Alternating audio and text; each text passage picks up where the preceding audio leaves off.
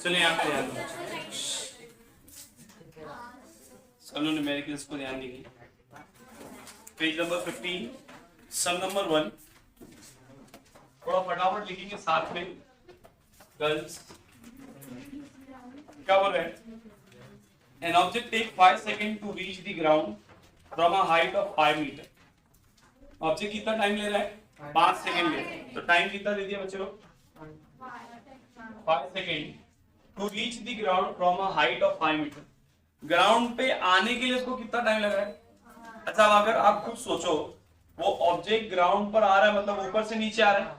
तो मैंने भी आपको केस पढ़ाया था, जब ऑब्जेक्ट नीचे आता है मतलब इनिशियली उसको रोक के रखना पड़ेगा, मतलब उसकी इनिशियल वेलोसिटी कितनी है? 0। सही है। वो टुवर्ड्स गर्ल्स, वो टुवर्ड्स दी ग्रेविटी आ रहा है।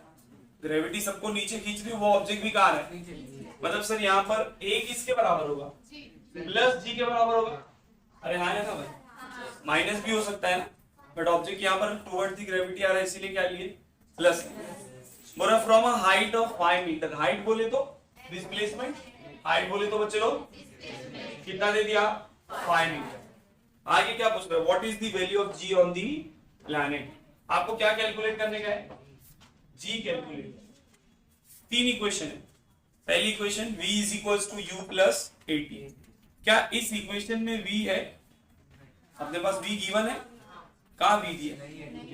तो ये वाली इक्वेशन यूज।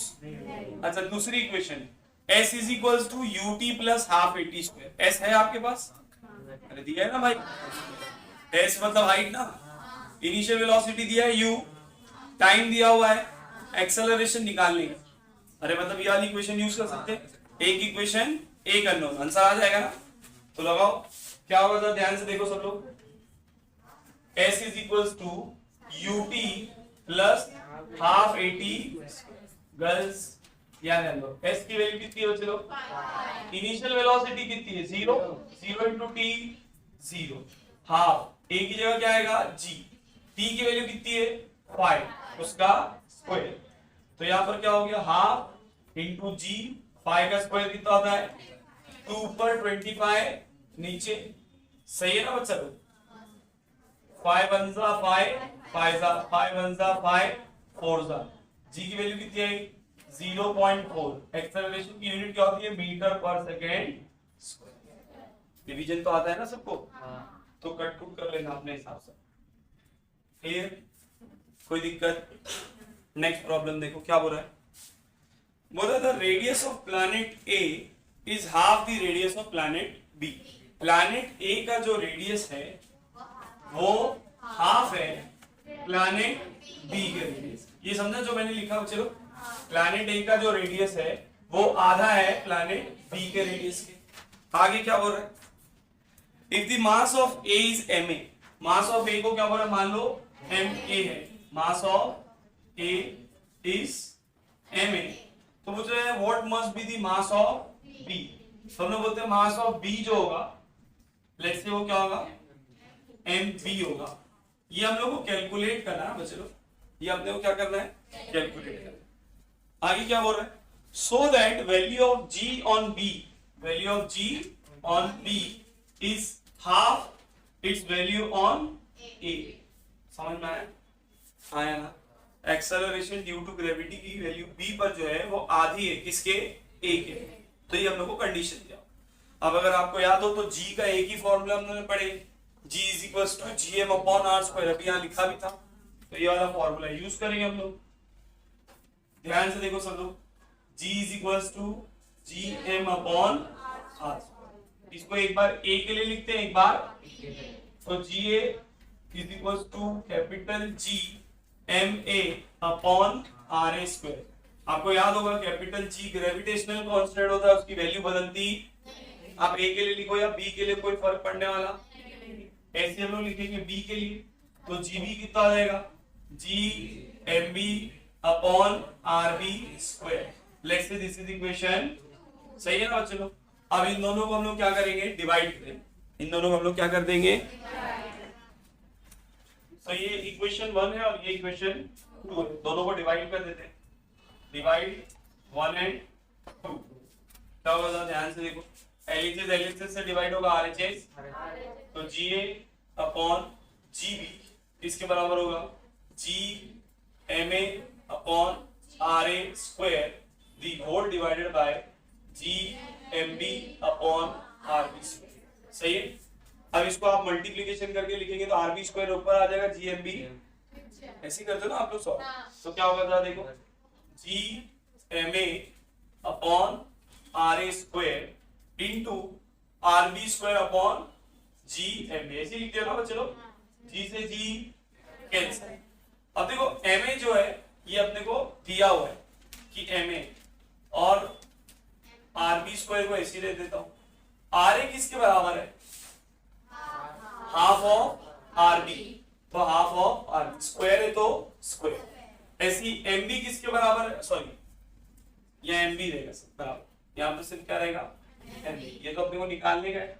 और यहाँ पर जी ए, जी ए जी बी किसके बराबर है बच्चों लोग, हाफ ऑफ, सही है ना, हाफ ऑफ जी ए से जी ए, ये टू डिनोमिनेटर का डिनोमिनेटर कहां चले जाएगा न्यूमरेटर, तो M A R B square upon 1/2 का स्क्वायर कितना आता है 1/4 ना, R B square into M B, R B square से आर बी स्क्वायर, ये 4 डिनोमिनेटर का डिनोमिनेटर कहां चले जाएगा, तो यहाँ पर क्या हो जाएगा बच्चे लोग 4ma upon mb is equals to 2 इधर mb उधर, सही है ना भाई। तो 4ma अपॉन 2 से 2 कैंसिल, तो कितना आया, तो मास ऑफ b जो है वो 2 टाइम मास ऑफ a। उसने ये पूछा था कि b का मास कितना है, तो हम लोग बोले b का मास 2 time mass of a। Mass of a आपको दिया हुआ सर, a का मास लेट से 100 किलो है, एग्जांपल ले रहे, तो b का मास कितना होगा 200 किलो, समझ में आया, ठीक है भैया। ये बात हो गई सेकेंड। अब बात करते हैं थर्ड प्रॉब्लम, ध्यान से देखो क्या बोल रहा है, the mass and the weight of an object on earth are 5 kg एंड 49 न्यूटन। एक ऑब्जेक्ट का मास और वेट अर्थ के ऊपर कितना दिया है, मास दिया है 5 kg और वेट दिया है 49 न्यूटन। क्वेश्चन में क्या पूछ रहा है, what will be there values on moon, मतलब पूछ रहा है कि मास ऑन मून कितना होगा एंड वेट ऑन मून कितना होगा। आगे कंडीशन भी दिया है, assume that acceleration due to gravity on moon is 1/6 of earth. ये नहीं भी बताता तो मैंने आप लोगों को लास्ट टाइम बताया था कि मून पर जो ग्रेविटी होती है वो 1/6 होती है किसके, अर्थ के। याद है कि नहीं बच्चा लोग, कोई दिक्कत, ये गिवन है यहाँ तक के। अब बात करते हैं सॉल्यूशन की, थोड़ा ध्यान से देखो। सर मास यूनिवर्सल कांस्टेंट है, लास्ट टाइम पढ़ाया था, मास बदलता, आप अर्थ पे चले जाओ, मून पे चले जाओ, यूनिवर्स के बाहर निकल जाओ, मास बदलने वाला। तो भैया mass on earth is equals to mass on moon. Mass on earth कितना है 5 kg, तो मास ऑन मून भी कितना होगा, मास बदलने वाला। अब बात करते हैं वेट। अगर वेट का फॉर्मूला याद हो तो हम लोग पढ़े थे मास इनटू ग्रेविटी, याद है कि नहीं भाई। मैं एक बार इसको अर्थ के लिए लिखता हूं और एक बार मून के लिए लिख दूंगा। तो weight on earth is equals to mass on earth into gravity on earth. ऐसी वेट ऑन मून किसके बराबर होगा, mass on moon into gravity on moon. Let's say this is the question, divide one and LHS से divide होगा RHS, सही है ना भैया। मास तो सेम है, कैंसिल। वेट ऑन अर्थ कितना है 49, वेट ऑन मून निकालने का है। Gravity on earth G, gravity on moon कितना है 1/6 टाइम ऑफ G, आया ना बच्चे लोग, 1/6 टाइम ऑफ G। G से G 6, डिनोमिनेटर का डिनोमिनेटर कहां चले आएगा, तो 49 अपॉन वेट ऑन मून किसके बराबर हो गया 6 के, वेट ऑन मून इधर 6 इधर, तो 49 अपॉन 6 is equal to weight on moon. 6 1 जा 6 8 जा 48, 1 बचेगा पॉइंट लगा दो 10 हो गया। 6 1 जा 6, 4 आएगा, 6 6 जा 36, फिर 4 आएगा, 6 6 जा 36, राउंड ऑफ चलने वाला है ना, तो इसको राउंड ऑफ करके कितना लिख देता हूं 7। तो वेट ऑन मून कितना हो गया 8.17 न्यूटन। कितना हो गया, अरे 6 6 राउंड ऑफ करके क्या कर दिया उसको 7। अब ध्यान से देखो, हम लोग को पता है कि वेट जो है वो किस पे डिपेंड करता है, ग्रेविटी पे। अगर ग्रेविटी कम होगी तो वेट भी क्या होगा, मून पर ग्रेविटी कम है ना, मून पर ग्रेविटी क्या है तो उस पर वेट भी क्या होगा। देखो वेट अर्थ पर कितना था 49, मून पर कितना है कम, मतलब अपना आंसर करेक्ट होगा। वैल्यूज के टर्म्स में नहीं, बट इतना तो समझ में आना चाहिए कि मून पर जो वेट है वो अर्थ से क्या होना चाहिए कम, ज्यादा आ रहा मतलब आपने कुछ मिस्टेक कर।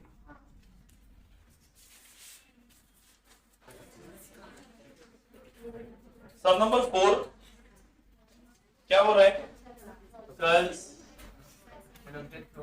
बोले N object thrown vertically upward, object को कहां थ्रो कर रहे हैं, देखो इस बार ऊपर के डायरेक्शन में जा रहा है, मतलब फाइनली वो जाकर रुकेगा और फिर गिरना स्टार्ट करेगा, मतलब फाइनल वेलोसिटी कितनी, ऑब्जेक्ट ऊपर जा रहा है, ग्रेविटी सबको कहां खींचती है, अगेंस्ट द ग्रेविटी है, इसके एक इक्वल माइनस, वेरी गुड। और हाइट किसके बराबर होगा, क्या बोल रहा है, an object thrown vertically upward reaches a height of 500 metre, मतलब डिस्प्लेसमेंट कितना होने वाला है 500 मीटर। क्या बोल रहा है, what was it's initial velocity, देखो खुद ही पूछ दिया कि उसकी इनिशियल वेलोसिटी कितनी, जाहिर सी बात है उसको ऊपर भेजने के लिए कुछ तो वेलोसिटी प्रोवाइड करना पड़ेगा, तो आपको पूछ रहे कि u की वैल्यू कितनी होगी ये पता करके बताओ। फिर पूछ रहा है how long will object take to come back to the earth, कितना टाइम लेगा वो अर्थ पर वापस आने के लिए, ये कैलकुलेट करके बताओ। देखो हम लोग जो टाइम निकालते हैं वो या तो सिर्फ जाने वाला होता है या तो आने वाला, वो अपने पूछ रहा है जाकर वापस आने में कितना टाइम लगेगा, तो भैया सर जितना टाइम जाने में लगेगा उतना ही टाइम, तो आप एक टाइम निकाल लो उसको 2 से मल्टीप्लाई कर देना, क्लियर है कि नहीं। आगे देखो क्वेश्चन में क्या बोल रहा है, जी की वैल्यू कितनी लो 10 मीटर पर सेकेंड स्क्वायर, याद रखना जब तक के जी की वैल्यू आपको ना बोले, आप उसकी वैल्यू अगर नहीं दिया हुआ है, मेंशन नहीं किया तो आप उसकी वैल्यू कितनी लोगे 9.8, या तो वो निकालने बोल देगा, और अगर मेंशन नहीं किया तो आप उसकी वैल्यू कितनी लोगे 9.8, 10 नहीं लोगे। 10 से हालांकि प्रॉब्लम क्या हो जाता है, आसान हो जाता है, बट जब तक मेंशन ना करें आप 10 ले नहीं सकते। तो जी की वैल्यू कितनी है बच्चे लोग 10 मीटर पर सेकेंड स्क्वायर, अरे दिया हुआ है ना भाई, हम लोग को पूछ रहे हैं कि टोटल टाइम कितना होगा ये भी कैलकुलेट करके बताओ, मतलब जाकर वापस आने वाला टाइम। V है, G है, मतलब V है, A है, U निकालना है, कौन सा फॉर्मूला यूज करेंगे, पहला देखो अगर मैं यूज करता हूं V is equals to U plus AT, कौन सा equation V is equals to U plus AT, sir इसमें U अननोन है और T भी अननोन, एक इक्वेशन में 2 अननोन आंसर। अच्छा अगर मैं यूज करता हूं S is equals to UT plus half AT square, तो सर इसमें भी U है और T है, दोनों अननोन है, तो निकाल, बचा कौन, तीसरी इक्वेशन, वो कौन सी है बोलो जल्दी से,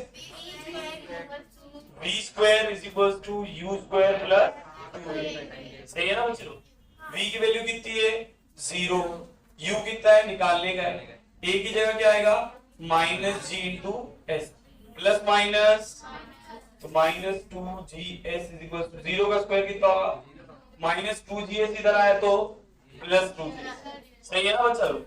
g की वैल्यू कितनी 10, s कितना दिया है 500 is equals to u square, 500 into 10 5000, 5000 into 2 10000, सही है ना भाई, टेकिंग स्क्वायर रूट बोथ, 10000 का रूट कितना होता है 100, और यूनिट क्या होती है u की मीटर पर, मिल गया u, अब u मिल गया तो t निकाल लो, कोई भी इक्वेशन यूज कर लो, तो सर अपने पास इक्वेशन है v is equals to u plus 80, v कितना है 0, u की वैल्यू कितनी है 100, a की जगह क्या रखना है माइनस g, प्लस माइनस तो minus gt is equals to 0, minus gt इधर आया तो g की वैल्यू 10, t तो निकालने का डिवाइडेड 100 हो गया, तो t कितना हो गया 100/10 दैट इज 10 सेकंड, बट ये कौन सा टाइम है ऊपर जाने वाला है, तो नीचे आने में भी कितना टाइम लगेगा, तो हम लोग लिखेंगे टोटल टाइम, क्या लिखेंगे चलो वो कितना होगा sir 10 plus 10 that is 20 second, समझ में आया, आया ना चलो कोई दिक्कत। इसके बाद वाला सम देखो क्या बोल रहा है, a ball fall off a table and reaches the ground in 1 second, एक बॉल है जो टेबल से गिर के जमीन पर आ रहा है कितने टाइम में अच्छा ऊपर से नीचे आ रहा है ना, अगर कोई ऑब्जेक्ट ऊपर से नीचे आ रहा मतलब इनिशियली रुका था, मतलब उसकी इनिशियल वेलोसिटी कितनी टुवर्ड्स द ग्रेविटी आ रहा है, इसीलिए एक इसके बराबर दिख रहा है। ये दो चीज हर बार क्वेश्चन को रीड करते साथ समझ में आ जाता है, वो क्वेश्चन में बोलता बट आपको समझ में आना चाहिए कि ऑब्जेक्ट ऊपर से नीचे आ रहा है कि नीचे से ऊपर से, ठीक है। बोला assume g is equal to 10 metre per second square, g की वैल्यू भी दे दिया कितनी 10 मीटर पर सेकंड स्क्वायर। बोला calculate its speed on reaching the ground, जब वो जमीन पर पहुंचेगा तो उसकी वेलोसिटी कितनी होगी, मतलब वो पूछ रहा है कि उसकी फाइनल वेलोसिटी कितनी होगी, ये पता करो। And the height of table, and the height of, height बोले तो डिस्प्लेसमेंट, इस केस में हम लोग जब भी हाइट बोल रहे हैं मतलब क्या बोल रहे हैं, तो हाइट बोल रहा है मतलब डिस्प्लेसमेंट अपने को क्या करना है कैलकुलेट। v निकालने का है, u है, a है, t है। पहली वाली equation sir v is equals to u plus 80, u है, a है, t है, यूज कर लो equation v is equals to u plus 80, सही है। u की वैल्यू 0, a किसके बराबर है g के, तो v is equals to gt, g की वैल्यू 10, t की वैल्यू कितनी बॉयज 10 मीटर पर, सही है बच्चों लोग। v मिल गया अपने को, नेक्स्ट क्या चाहिए अपने को s, कोई भी इक्वेशन यूज कर लो, s is equals to ut plus half at square, सही है ना बच्चों लोग। u की value 0, 0 into t 0, half a की जगह क्या आएगा gt, स्क्वायर है तो स्क्वायर लिखो, हाफ g की वैल्यू कितनी 10 और टाइम कितना है 1, 2 1 2 5 1 का स्क्वायर 1, 5 1 मीटर, तो डिस्प्लेसमेंट कितना हो गया, समझ में आया, हाँ या ना, इजी चल रहा है। हाँ ये न्यूमेरिकल सच में बहुत आसान है, मगर कंडीशन अप्लाई ये है कि अगर आप इसको प्रैक्टिस करोगे तो, लास्ट टाइम मैंने आपको बताया था प्रैक्टिस का इंपॉर्टेंस क्या होता है, ठीक है। तो आप लोग न्यूमेरिकल को हैबिट रखो सॉल्व करने की। होता क्या है, हम लोग न्यूमेरिकल से डर जाते हैं, हम लोग उसको अटेम्प्ट ही नहीं करते, और याद रखना न्यूमेरिकल में पूरे मार्क्स मिलते हैं, कोई कटने का चांस, थ्योरी लिखोगे तो शायद वो आपको बहुत अच्छा लिखे हो तो आपको 2 में से 1.5 दे दे, बहुत अच्छा लिखे हो तो, बट न्यूमेरिकल में कोई ऐसा चांस नहीं है। न्यूमेरिकल अपने लिए प्लस पॉइंट होता है, बट बच्चे पहले से न्यूमेरिकल स्किप करके जाते हैं। ये बात सही है, 10th स्टैंडर्ड के बोर्ड एग्जाम में हम लोग अगर न्यूमेरिकल स्किप करके जाए तो भी पूरा पेपर अटेम्प्ट कर सकते हैं, नो डाउट। बट प्रॉब्लम ये है कि अगर मैं न्यूमेरिकल छोड़ कर जाऊंगा मतलब मैंने पहले से मेरे ऑप्शंस को क्या कर दिया हूँ, क्लोज कर दिया। समझ में, अकलमंद इंसान वो होता है जो क्या करे, प्रैक्टिस करके जाए वो चीज की जिसमें मार्क्स कटने के चांसेस क्या है, कम है, और आगे चल के फ्यूचर में तो कहीं ना कहीं इसको अटेम्प्ट करना ही है ना, तो स्किप क्यों करना। समझ में आया, स्किप वो करते हैं जो कुछ भी नहीं पढ़े साल भर, आप तो पढ़ रहे हो, तो आप ट्राई करो कि हम लोग उसको क्या करें, अटेम्प्ट करेंगे। इसके बाद वाला सब देखो बच्चों,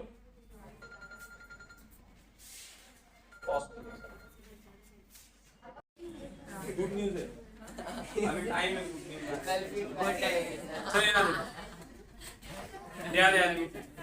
एफ देखो बच्चों,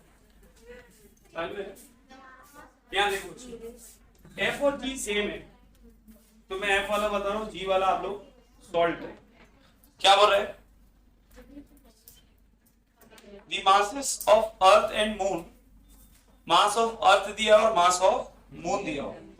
अर्थ का मास कितना दिया, थोड़ा ध्यान से देखो बच्चों, 6 × 10⁻24 kg, और मून का मास कितना दिया हुआ है 7.4 × 10⁻22 kg।